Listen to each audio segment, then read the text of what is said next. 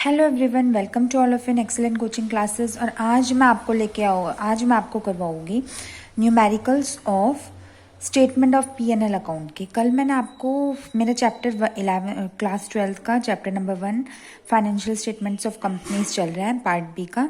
तो मैंने आपको सारी थ्योरी तो करवा दी है। कल मैंने आपको अपने प्रीवियस वीडियो में करवाया था स्टेटमेंट ऑफ पी&एल अकाउंट, उसकी मैंने आपको format plus theory plus content बताए थे। आज मैं आपको करवाऊंगी स्टेटमेंट ऑफ पी&एल अकाउंट के न्यूमेरिकल्स।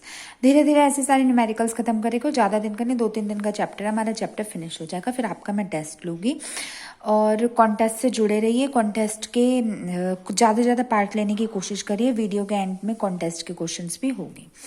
तो चलो, without wasting our much time, let's begin with our video. बच्चों, कल मैंने आपको फॉर्मेट बताया था। कल मैंने आपको क्या फॉर्मेट बताया था?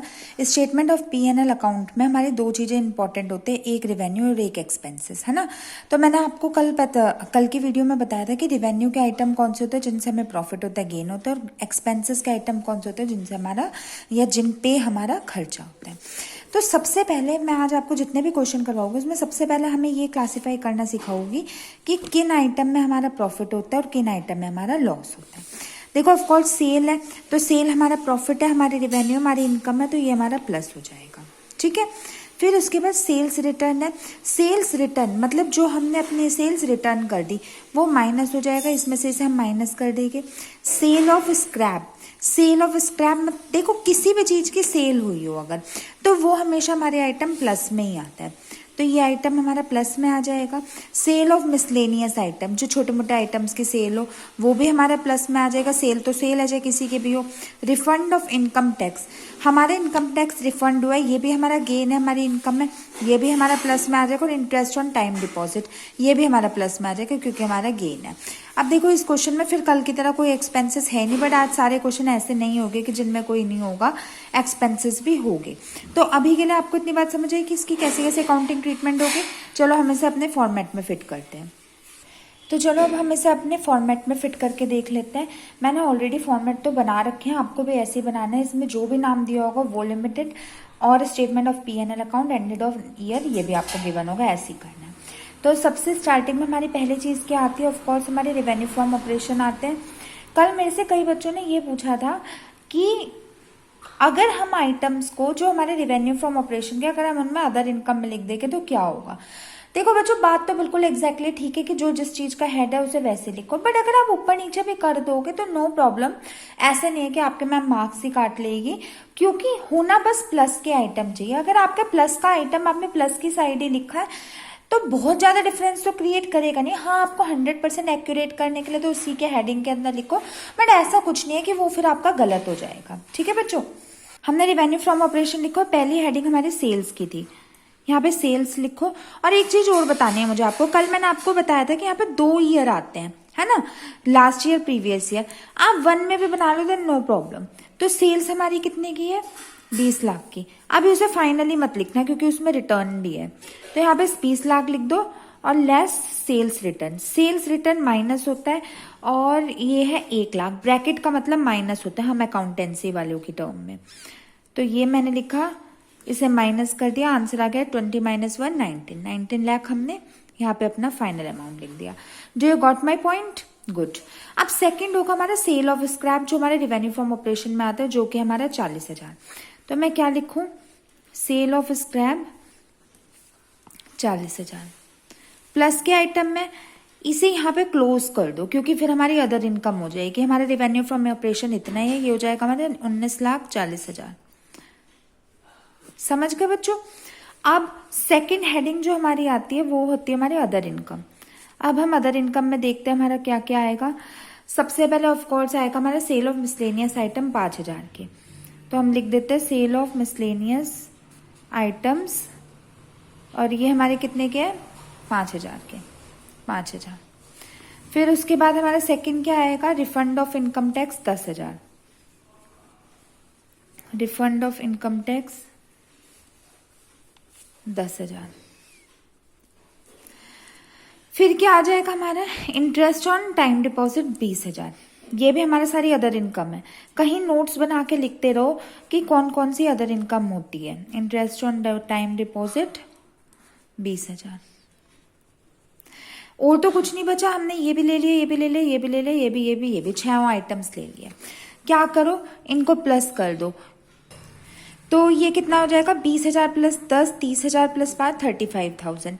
तो ये 35,000 होगा। इन 35,000 को इनमें प्लस कर दो, क्योंकि ये दोनों ही रिवेन्यू फ्रॉम ऑपरेशन के। यहाँ पे 35 प्लस कर दो तो हो जाएगा 19,75,000। यह आपका फाइनल आंसर हो जाएगा बच्चों, 19,75,000। बताओ मेरी बात समझ आई? चलो नेक्स्ट क्वेश्चन में चलते। ठीक इसी टाइप से आपको भी क्वेश्चंस करने हैं, इसी फॉर्मेट से। ये हमारा फर्स्ट क्वेश्चन था और ये हमारा प्रॉब्लम नंबर 2 है। चलो इसकी तरफ चलते हैं। इसमें सेल्स है हमारी 15 लाख की, cost of material consumed 8 lakh, 10% debentures issued on 1 April 2 lakh, depreciation on machinery 30,000, wages 1,80,000, salary 60,000 और सेल ऑफ स्क्रैप 10,000। शुरू करते हैं। सबसे पहले वही आ जाएगा हमारा रिवेन्यू फ्रॉम ऑपरेशन। और रिवेन्यू फ्रॉम ऑपरेशन में हमारी बेसिकली क्या क्या आ जाता है, 2 ही आइटम होते हैं बेसिकली। एक तो हमारा होता है सेल्स और एक होते हैं हमारे सेल्स ऑफ स्क्रैप। सेल्स है हमारी 15 लाख की, यहीं पे लिखना, अभी वहां पे फाइनल मत लिखो। एक तो ये हो जाएगा और एक हमारी sale of scrap. Sale of scrap ये भी दोनों हमारे प्लस के ही आइटम होते हैं, 10,000। इन दोनों को लिख दो तो ये क्या हो जाएगा, 15 लाख 10,000। ये हमारा रिवेन्यू फ्रॉम ऑपरेशन यानी हमारी फर्स्ट हेडिंग कंप्लीट हुई। समझ आ गए बच्चों? अब देखो इसमें और कुछ है हमारा आइटम प्लस का, ये कॉस्ट ऑफ कंज्यूम माइनस, ये माइनस, ये सब माइनस, और हमारा कोई भी आइटम प्लस का नहीं है। तो हम अपना अदर इनकम तो आएगी नहीं, सीधा हम अपना नेक्स्ट लिख देते हैं सेकंड पे एक्सपेंसेस का कॉलम। एक्सपेंसेस में सबसे पहले क्या आ जाएगा, cost of material consumed 8 lakh के, cost of material consumed 8 lakh. And of course ये माइनस का आइटम है, ब्रैकेट डिनोट्स माइनस, ये मैं तुम्हें आगे भी बताऊंगी, ब्रैकेट मतलब माइनस का आइटम होता है। फिर सेकंड में क्या आ जाएगा, हमने हमारा कॉस्ट ऑफ मटेरियल कंज्यूम कर लिया, ये डिबेंचर्स की अभी मैं तुम्हें एक्सप्लेन करती हूँ। डेप्रिसिएशन है 30,000 का, फिर हो जाएगा हमारा डेप्रिसिएशन, ये भी हमारे माइनस का आइटम है 30,000। फिर उसके बाद वेजेस सैलरी दोनों पेड वाली है तो दोनों माइनस हो जाएगी। वेजेस है हमारी 1,80,000 के और सैलरीज है हमारी 60,000 की, दोनों माइनस के आइटम है। गुड। अब बच्चों देखो बचा हुआ हमने सब कर लिया। अब डिबेंचर्स का केस सुनो। डिबेंचर्स कभी भी हमारे स्टेटमेंट ऑफ P&L अकाउंट में नहीं आते। डिबेंचर्स हमेशा हमारे बैलेंस शीट की नॉन करेंट लाइबिलिटीज में आते हैं, ये मैंने तुम्हें ऑलरेडी बता दिया। लेकिन देखो यहाँ पे इसका ना 10% इंटरेस्ट है, यहाँ पे इसका 10% इंटरेस्ट है। तो तुम लोग क्या करो, इसका 10% निकाल लो ऑफ क्या अमाउंट है, 2 लाख। अब मैं तुम्हें ऐसा क्यों कह रही हूँ, क्योंकि इसका जो इंटरेस्ट होगा, डिबेंचर्स पे इंटरेस्ट हमें पे करना होगा, वो हमारा एक एक्सपेंस होगा, वो इंक्लूड होगा, लेकिन हमारा डिबेंचर्स इंक्लूड नहीं होगा। तो और डेट भी देखनी है, ये 1 अप्रैल से हुए तो इस पर पूरे साल का डेप्रिसिएशन लगे, वो इंटरेस्ट लगेगा। अगर कोई बीच का साल होता तो तुम साल भी कंसिडर कर लेते। तो ऑफकोर्स मैं बच्चों की तरह तुम्हें ये निकालना नहीं सिखाऊंगी, 2 लाख का 10% 20,000 होता है, डायरेक्टली निकाल लो। तो ये हमारा हो जाएगा इंटरेस्ट ऑन डिबेंचर्स हमारा 20,000 और ये भी हमारे माइनस का टर्म होगा। ठीक है, तो बच्चों तुमने ये देखा हमने क्या क्या प्लस में किया, क्या क्या माइनस में किया। अब इसमें से इन सबको माइनस कर दो, you will get your required answer. ये अगर हम इसे प्लस करेंगे तो ये आ जाएगा हमारा 10,90,000। करके देख लेना। सारे एक्सपेंसेस की साइड को अगर हम प्लस करेंगे तो हम प्रॉफिट बिफोर टैक्स देख लेते हैं। प्रॉफिट बिफोर टैक्स हमारा क्या हो जाएगा, यहाँ पे फर्स्ट माइनस सेकंड। ये मत कहना बच्चों मैंने यहाँ पे ये क्यों नहीं किया, यहाँ पे क्योंकि एक्सपेंसेस ही नहीं थे। फर्स्ट माइनस सेकंड, फर्स्ट है हमारा 15,10,000 में से 10,90,000 को माइनस करो, आंसर आ जाएगा 4,20,000 और this is your required answer. समझ आया बच्चों? तुम लोगों को ये और ये दोनों क्वेश्चन समझ आए? गुड। कोई डाउट हो तो पूछ लेना। चलो अब हम नेक्स्ट क्वेश्चंस करते हैं। आज के बाद एटलीस्ट आपके इनसे रिलेटेड क्वेश्चंस के डाउट तो क्लियर हो जाएंगे। सेल्स है 10 लाख, डेप्रिसिएशन है 10% on machinery 6 lakh, wages 50,000, interest receive 75,000, salaries 5,000। शुरू हो जाते हैं। पहला हमारा रिवेन्यू फ्रॉम ऑपरेशन ही आ जाता है हमेशा की तरह। रिवेन्यू फ्रॉम ऑपरेशंस में इसमें तो सेल ऑफ स्क्रैप भी नहीं है, तो सिर्फ सेल ही है, तो तुम डायरेक्टली 10 लाख लिख दो। सेल्स की हेडिंग चलो डाल दो क्योंकि इसमें और कुछ नहीं है, then we need not have to do anything for it. अब इंटरेस्ट रिसीव्ड है, एक ही आइटम हमारे प्लस का है ना, तो रिसीव्ड का 75,000 हो जाएगा। तो इसमें हम लिख देंगे बेसिकली अदर इनकम डाल के, यहाँ पे सेकेंड हेडिंग लिखो, अदर इनकम डाल के हम लिख देंगे इंटरेस्ट रिसीव्ड, और वो हो जाएगा हमारा 75,000। अब ये प्लस के आइटम है दोनों, इन दोनों को प्लस कर दो तो यहाँ तक हो जाएगा 10,75,000। समझ गए। अब इसके बाद हम अपने एक्सपेंसेस देख लेते हैं। हमारे ये दोनों आइटम्स हो गए, यही है। अभी तो मैं डेप्रिसिएशन का बताऊंगी, वेजेस और सैलरीज देख लेते हैं। पहले हम एक्सपेंसेस लिख देते हैं, हमारी थर्ड हेडिंग, और एक्सपेंसेस में सबसे पहले आ जाएगा हमारे वेजेस। वेजेस है हमारे 1 2 3 2,50,000 के, वो लिख दो और ब्रैकेट चढ़ा दो, ब्रैकेट मतलब माइनस, और सैलरीज 5,000 के, वो लिख के हम माइनस कर दो। अब एक चीज मुझे तुम्हें और बतानी है, देखो जैसे इस वाले क्वेश्चन में हमारा इंटरेस्ट का केस था ना कि हमारे डिबेंचर्स इंक्लूड नहीं होते लेकिन उसका इंटरेस्ट होता है। इसी वाले में हमारे मशीनरी इंक्लूड नहीं होती, मशीनरी तो हमारा फिक्स्ड एसेट्स है, वो बैलेंस शीट में होते हैं, लेकिन इसका इंटरेस्ट देखा जाता है। इंटरेस्ट इसका 10% है ना, तो 6 लाख का 10% निकाल लो। अब तुम बच्चे नहीं होगे, मैं तुम्हें 6 लाख का 10% भी निकालना सिखाऊंगी, इंटू 10/100 कर दो। इसमें भी जब डेट नहीं दी होती तो पूरे साल का लगता है डेप्रिसिएशन, अगर डेट दी होती है तो उसको तुम मंथ निकाल लेना। तो 6 लाख का 10% 60,000 होगा, वो हम लिख देंगे। क्या लिखोगे आप, डेप्रिसिएशन और मशीनरी के नाम से लिखोगे 60,000। ठीक है। अब क्या करो, इन तीनों को प्लस कर दो, उसमें से इसको माइनस कर दो, इन तीनों को करो प्लस, तो हम इन्हें प्लस करेंगे, हो जाएगा हमारा 3,15,000, और इनमें से ये एक्सपेंसेस का टोटल होगा, इसमें से ये माइनस कर दो, 10,75,000 माइनस 3,15,000, तो आंसर आ जाएगा 7,60,000।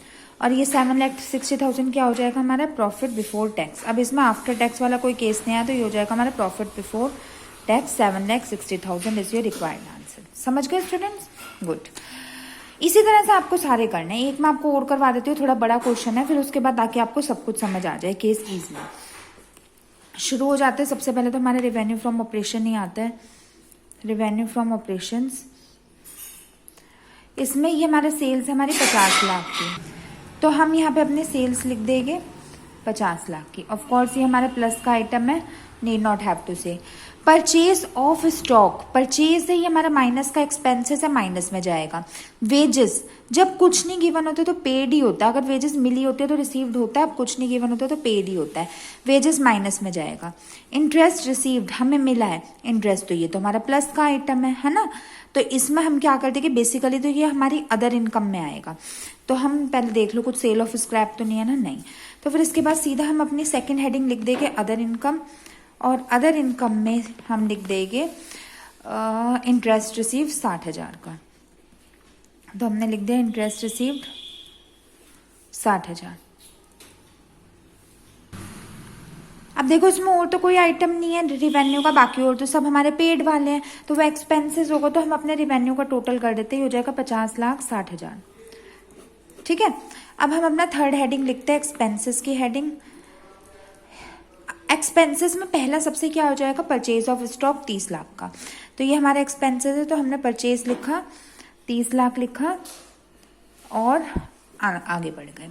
ये हो गया, ये होगा। वेजेस आएंगे 10 लाख के, ऑफकोर्स माइनस का आइटम है, हमने पे किया है, तो वेजेस लिखा 10 लाख लिखा। और बच्चों अकाउंटिंग के टर्म में मैं बार बार बताती हूँ, ब्रैकेट मतलब माइनस होता है, तो तुमने 12th में ही सुना होगा, तो यहाँ पे माइनस लगा दो, वेजेस 10 लाख माइनस के। फिर तीसरा इंटरेस्ट रिसीव, तो ऊपर चला गया। अब बोनस है, बोनस भी हमने पे ही किया होता है ना, जो भी चीज हमारी पेड होती है वो माइनस होता है, तो बोनस 1,20,000 के यहाँ पे लिख दो, बोनस लिखो और 1,20,000 लिख के माइनस लगा दो। ठीक है। फिर ग्रेटिट्यूड ब्रेक, ग्रेटिट्यूड कभी तुम्हें मैं तसल्ली से बिजनेस में पढ़ाऊंगी, बट ये भी हमारा पे करने वाला ही होता है, तो ग्रेटिट्यूड लिख के 80,000 लिख दो। फिर एक बहुत इंपॉर्टेंट नोट पे तुम्हें एक चीज बतानी है, उसे ध्यान से अपनी कॉपी में नोट्स डाल के लिख लेना। ग्रेटिट्यूड पेड हो गया हमारा 80,000 का, ये भी हमारे माइनस का हो गया। अब ध्यान से देखो बच्चों, यहाँ पे opening stock in trade 3 lakh और closing stock in trade 5 lakh है। इनका ना स्पेसिफिक नाम स्टेटमेंट ऑफ P&L अकाउंट में दिए, जिन्हें हम कहते हैं चेंजेस इन इन्वेंट्री।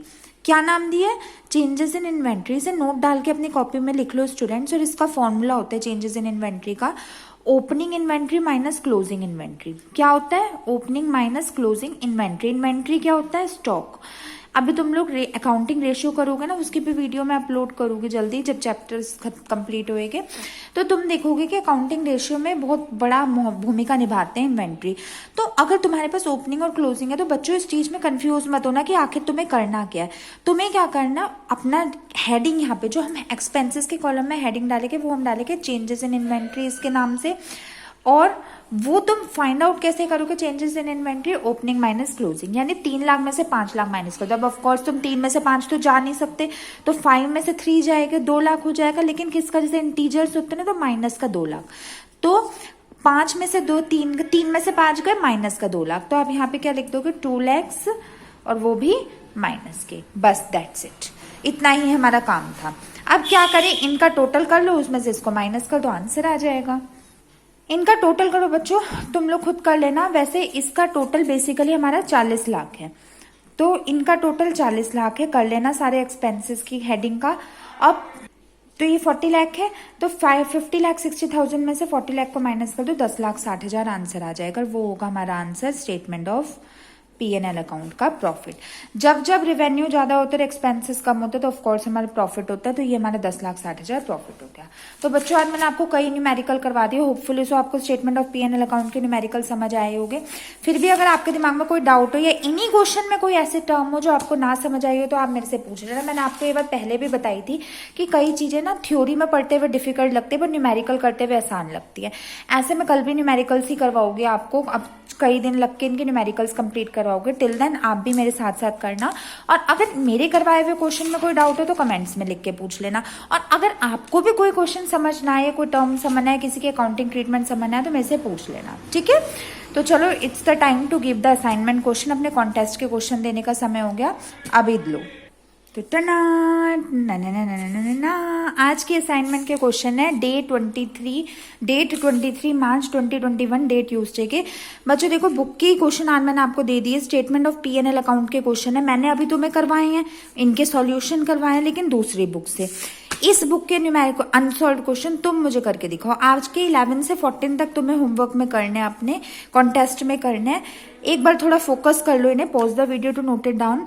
इसमें आंसर्स भी भले ही गिवन है, लेकिन आप आंसर्स को ऑफ कोर्स देखना मत, आप क्वेश्चंस उतारिए और उसके बाद अपने आंसर्स को मैचअप करिए कि आपके सही है या नहीं। और अगर ये आंसर आपके नहीं आ रहे बुक वाले, तो फिर आप मेरे से पूछ लेना।